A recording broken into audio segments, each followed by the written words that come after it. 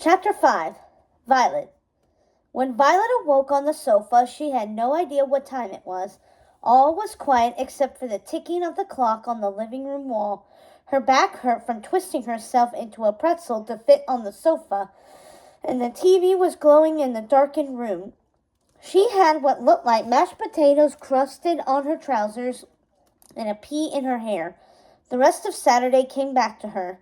9 million Jack naps and bottles and nappy changes, a quick trip to the park that ended when it rained, not leaving her time to pass by Kari's house, and then a dinner of leftovers, which were now smeared on the furniture as well as Violet's trousers. Mom would not be as amused. Speaking of Mom, she hadn't called to check in on them at all. Violet had waited up for her on the sofa and fallen asleep. Mom had said she might be home late, but through the closed blinds, Violet could see the faint glow of the brightening sky outside the window. Was it morning already? Violet sat up. Dash was scrunched up on one of the other chairs, snoring under a blanket. And what was that lying on the floor next to him? Violet squinted to see. Was that the homing device? Had he stolen it back? Dash, she growled to herself. He was not easy. She remembered they'd had a fight at bedtime when Dash wanted to wait up for Mom. Apparently, Dash had won that round, or sneaked back down to wait when Violet had fallen asleep. What time was it?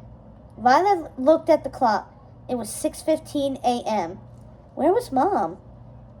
Violet stood up quietly, her heart starting to flutter. Mom would have called if she was not going to make it back the same day. She never left them alone overnight before. What did Mom say to do if she wasn't back? Violet tried to remember. Call Lucius. But she couldn't call Lucius's house at 6:15 in the morning. Maybe she's home and went to bed without waking me. Violet headed upstairs, her bare feet quiet on the carpeted steps. Mom and Dad's bedroom was empty. Trying not to worry, she hurried downstairs again, past a snoring Dash, grabbed the homing device, and went to Dad's office to see if she had missed anything. Maybe Mom wrote down where Dad's conference was so she could call there and ask for his room. She tried not to worry. It was not time to try the comms link yet. How could she have been so mad at Mom that she failed to ask her something this important? Violet pushed the papers on the desk aside, sliding several off the table. A small white card with a phone number sat underneath a stack. The word Mirage was printed in big block print on a thick piece of cardstock. What was Mirage? Was that the name of Dad's conference? Violet put the card down for a moment and kept looking. There had to be something she was missing. She opened 2 desk drawers, finding nothing but pens, loose leaf paper, and a yellowed pad with Mr. Incredible pictures on it. In the photograph, her dad's hair was much fuller and his hairline lower. Not that she'd ever tell him that. She closed the drawer with a thud and looked around the room again, spotting the unitard Dash had given her yesterday on the desk. She'd forgotten all about it. Violet nudged it with her finger, and the suit disappeared. She touched the space where the suit was again, and it reappeared. Dash was right. This unitard was cool, and it was clearly made for her. But why? Curious, she wondered for a moment what it would feel like on. She glanced towards the open door.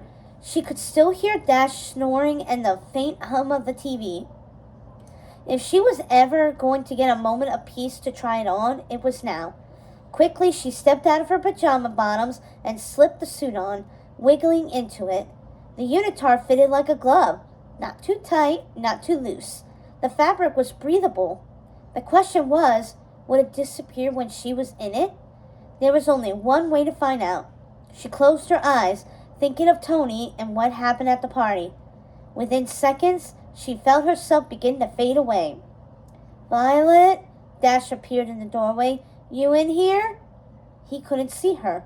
The suit was invisible. She couldn't help being impressed. Dash looked in the room a moment longer, grabbed the homing device again, then walked away. Violet reappeared, staring at the suit again in wonder. Mom, why did you make this for me? That's when she heard a beep. Across the room, a red light blinked on top of a small machine sitting on a folding table next to Dad's desk. Violet looked closer and saw buttons that said play, rewind, pause, delete. The device looked a bit like the radio in the living room. Violet remembered Dad showing this to her once. He said it was a voice recorder from his office, used to reach him if he didn't pick up the phone. He called it an answering machine. Violet pressed play. Violet, Mom's voice was loud and clear, the hum of what could be an engine or static rumbling in the background. Mom, Violet whispered. When had she left this? Was it when she and Dash were yelling at each other after Jack tossed a whole bowl of pasta at them at lunch and they'd had to wipe it off the walls? You're not answering the phone, so I'm sure you're busy with the boys, but I wanted to leave you a message. I'm sure you'll find this when you get my note about Jack's schedule. Hang on to that note. It could be helpful. Her mom paused. I wanted to say I'm sorry about how we left things last night. I shouldn't have yelled at you about disappearing at the party. I know you didn't ask for this gift, but you have it, and you're going to have to get used to it. I just want you to remember you have more power than you realize. You need to learn how to control it. Don't think and don't worry. If the time comes, you'll know what to do. It's in your blood. Click. If the time comes, you'll know what to do? What did that mean? Was Mom talking about her powers? Violet didn't want to learn how to use them. She just wanted to be normal. Why couldn't Mom accept that? The message was nice. At least Mom wasn't still mad at her. But it would have been great if she'd said something useful, like where's Dad's conference was and why she wasn't back yet. Violet checked the Mr. Incredible wall clock in the office. It was now close to 7. Was it still too early to call Lucius? You're in here! Dash appeared in the doorway. The left side of his face had red sofa cushion marks on it. Hey, you're wearing the suit! Violet crossed her arms, but it did nothing to hide her appearance. I was just trying it on. I'm taking it off and putting it back before Mom gets home. Dash pulled at the collar of his blue striped pajamas, revealing the red suit underneath. I still have mine on, too. Jack slept in his. Violet growled, Dash! Where's Mom? He asked, cutting her off. Why isn't she back yet? Violet's palms began to sweat. She'll be back soon. I thought she was supposed to be home last night. Didn't you say she was coming home last night? Violet, didn't you? Violet took a deep breath. She's on her way home. She is? Violet nodded. I hope. I'm sure she is, but you don't know for sure. Dash started to look worried. Did you call Dad? Where's Dad's conference anyway? Upstairs they heard babbling. The baby was awake. Go get Jack, Violet said, hoping the distraction would buy her time. She threw her shirt on over the suit and pulled her pajama bottoms back on. She'd have to take off the suit later. Dash made a face. Aw, why do I have to change his nappy? You're the one in charge. I am, which is why I'm telling you to go get him. Violet said. No, Dash, Violet warned, her whole body warming up. If she had to make a force field to get him to do what she wanted, she would try to. No! Violet stepped towards him and the doorbell rang. They looked at each other. Mom! Dash went running down the hall to the front door. Dash, wait! Mom, you wouldn't use the doorbell! Violet shouted as Dash peered through the peephole. It's not Mom, he whispered when Violet caught up to him.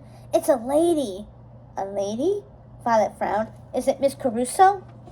No, she's tall and younger. She's wearing jeans. She doesn't look like a mom. Don't open the door, she instructed. Violet Parr, if you can hear me, open this door. Violet and Dash looked at one another. Your parents sent me. Please, open the door. You're in danger. Danger? Dash's eyes widened at the word. Before Violet could even think things through, her brother was throwing open the door and a tall, slender woman with mousy brown hair was rushing through it, slamming it shut behind her.